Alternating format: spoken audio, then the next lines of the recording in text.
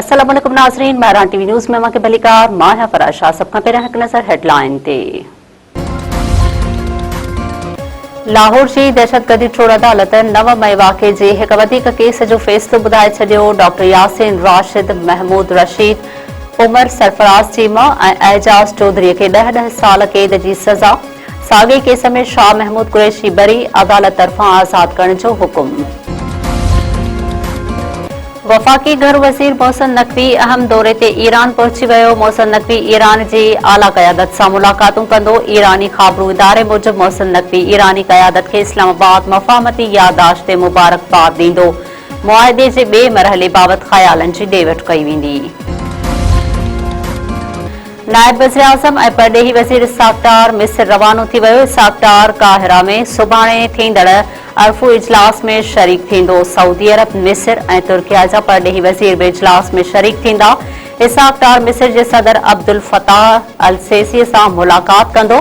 नायब वज़ीर आज़म ॿियनि मुल्कनि जे परॾेही वज़ीरनि सां पिणु मुलाक़ातूं कंदो।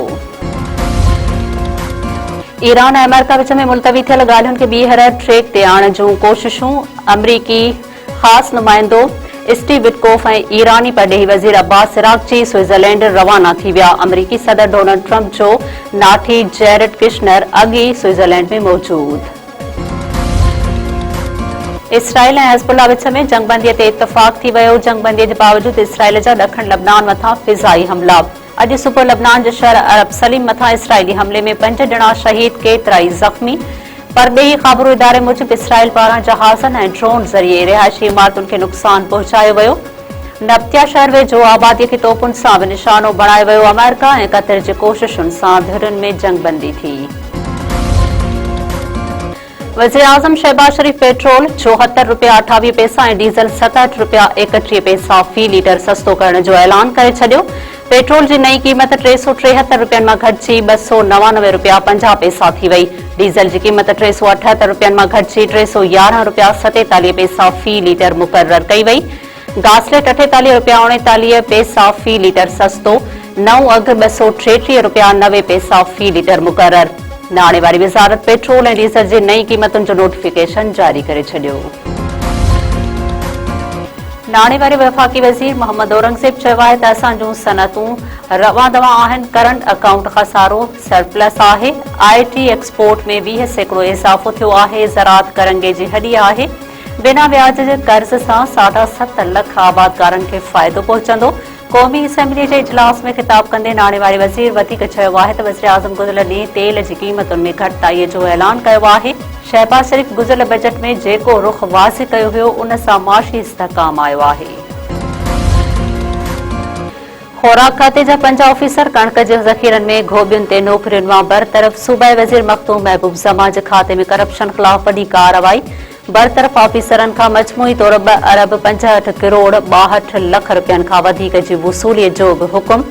बरतरफ़ थियल ऑफिसरनि में कंदकोट जो फूड इंस्पेक्टर बलख शेख, गोलाची जो फूड सुपरवाइज़र हबीबुल्ला अबड़ो, जोही जो फूड सुपरवाइज़र अली असगर पंवर, मजीद कीरियो जो फूड सुपरवाइज़र दीदार हुसैन मक्सी ऐं फूड इंस्पेक्टर हाली रोड हैदराबाद मोहम्मद अली मक्सी शामिल। ख़ुराक खाते जे सूबाई वज़ीर मखदूम महबूब ज़मा चयो आहे त बरतरफ़ ऑफिसरनि जा केस एंटी करप्शन ॾांहुं उमाणिया विया आहिनि ऐं वसूलियुनि लाइ लाॻापियल अदालतुनि में सिविल सोट दाख़िल कया विया आहिनि।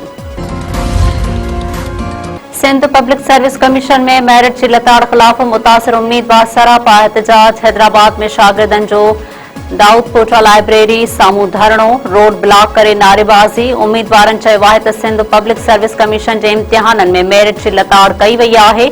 CCE 2024 जा नतीजा शफ़ाफ़ नाहिनि। इंसाफ़ जूं घुर्जूं पूरियूं नाहिनि कयूं वयूं। कमीशन जे इम्कानी नए चेयरमैन बाबति बि ख़दशा आहिनि। अदालतुनि मां इंसाफ़ जी उम्मीद आहे।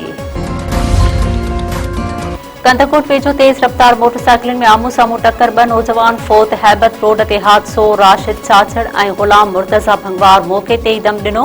फौती नौजवाननि जा लाश ज़रूरी कार्रवाईअ बाद वारसनि हवाले। घरनि में कोहराम बर्पा। सेमर में पीरसन ॻोठाणो मुबैना तौर अक़वाबाद तशद्दुद करे क़त्ल। ॻोठ नऊ वाहण वासे मोहम्मद सिद्दीक़ खालीकोटो जो जहाज़ चौक भरिसां लाश हथ।